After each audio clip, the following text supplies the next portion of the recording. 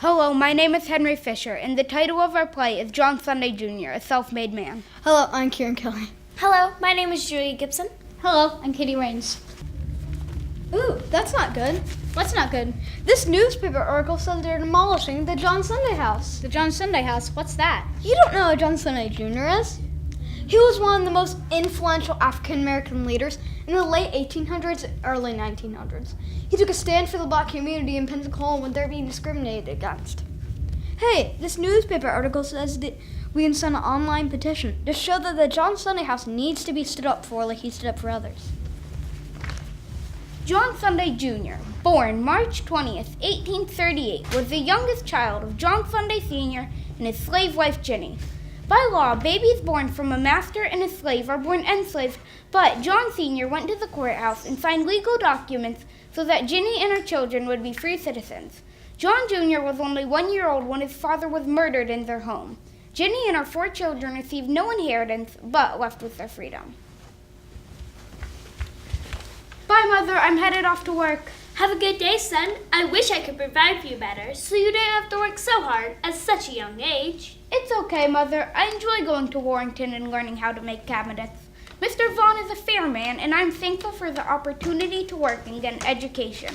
Not all men of color are so lucky. I am free and able to work for an honest wage in the South, where still so many are slaves. Oh, John, you certainly have your father's determination and work ethic. John knew that to succeed, he'd need to take every opportunity to pull himself up from his beginnings as a slave. By age 24, John already had the basics of an education and a trade. The Civil War had begun, and John saw it as his duty to fight for what he believed in. Mother, I've decided to volunteer to join the Union Army. Slavery is wrong, and it's not fair that many people of color do not have the freedoms that we do. I think that's admirable, son. Where will they send you? I have enlisted in the Cordea Streak. I will join my fellow soldiers at Port Hudson, Louisiana, where they have already started fighting. I love you, son. May God watch over you and return you home safely. The siege of Port Hudson was one of the longest battles in the Civil War. The leaders didn't trust the black men enough to give them guns to fight, so the Corps was essentially a group of laborers that dug trenches for the white soldiers. After 4 months of service, John was promoted to the rank of first sergeant. He was one of the first black men to earn this rank, and he remained with the Union Army until they won the war in 1865. The Emancipation Proclamation had been signed. The slaves became free men, and John was able to return home. Mother, I'm home from the war. Oh, John, I am so thankful and blessed that you have returned home safely. And this must be your beautiful bride, about whom you've written to me. Yes, Mother, this is Seraphine Landry, an upstanding Creole woman. We will settle here in Pensacola and start a family together. Welcome to Pensacola, Seraphine. I'm so pleased to finally meet you. The pleasure is mine, Mrs. Sunday. We are delighted to be here, and John is eager to take an active role in rebuilding Pensacola during this period of reconstruction. John found work as a mechanic at the Navy Yard, and then as a customs inspector for the Port of Pensacola. John also began acquiring land throughout the city, and with his carpentry skills, he started a firm that built over 100 houses, and some still stand today in the Seville Square Historic District. John was instrumental in rebuilding the city. In 1873, he started thinking about a career in politics. Seraphine, I'm delighted to tell you that I have been elected to Florida State Legislature. I'm honored to be the second black legislator from Escambia County. John, that is wonderful news. You will really be able to make a difference in our community and our state from such a high position. Yes, I have dreamed of taking a more active role in our government. He was Florida State legislator, and then he was city alderman, and later he was on the Pensacola City Council. In 1885, the period of Reconstruction ended, and John was promptly dismissed from office along with many other black leaders. Almost all the progress African Americans made after the emancipation suddenly disappeared.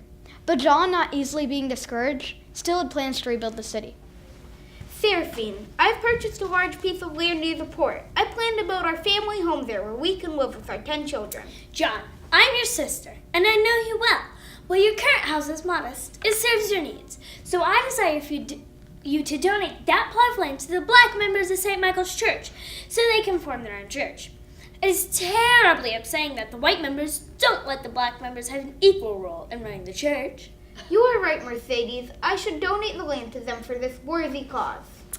In 1891, their congregation was officially founded as St. Joseph Catholic Church. St. Joseph still remains its original location today and continues to serve Pensacola's poorest citizens with free medical care. Despite efforts by the local government to exclude him, John continued to impact his community in positive ways. His next step was the Grand Army of the Republic, an organization for those who served during the Civil War. The Grand Army of the Republic will be Pensacola's answer to making sure that our brave veterans will have pensions for their retirement. Yes, and voting rights for African American veterans. John, I propose that you become the leading post commander for this Pensacola chapter. Your determination to fight for benefits for our veterans and for the families of those who died in battle is a noble cause. I accept this honor and will work hard to see these courageous veterans treated with the dignity and respect they have earned. John Sunday Jr., a self-made man from his humble beginnings as a slave, was now Pensacola's wealthiest African-American citizen. In 1901, he bought a plot of land on West Vermont Street and began building a stately home for his family. Seraphine, life has been hard but good to me. 1905 is my hardest year yet. My saloon, grocery store, and Creole restaurant have all been wonderfully successful, but the Jim Crow laws are forcing black businesses to move out of the Palafox district. I know, John, it is terribly upsetting.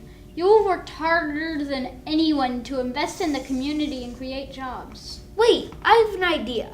I have property all over the city, so I will move my businesses out of the Palafox district. I will build up the Belmont de Villiers neighborhood until it is a thriving community of black business owners who can support one another. Oh, John, you will be helping so many other black business owners. With his time, energy, and money, John built the Belmont Villiers area into a thriving place for black commerce. Two famous buildings that he created, the Bunny Club and Gussie's Record, still stand today, but are now occupied by the Belmont Deville Cultural Center and Five Sister Blues Cafe. In 1907, Booker T. Washington noted that in Northwest Florida, the wealthiest colored man in that part of the state is John Sunday. He owns valuable holdings in the basic principal streets of the city and employs steadily 4 men to repair and build new houses.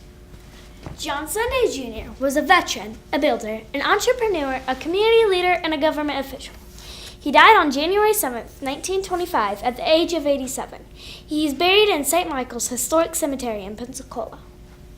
John Sunday Jr. was a self-made man who spent his life overcoming adversity and racial discrimination.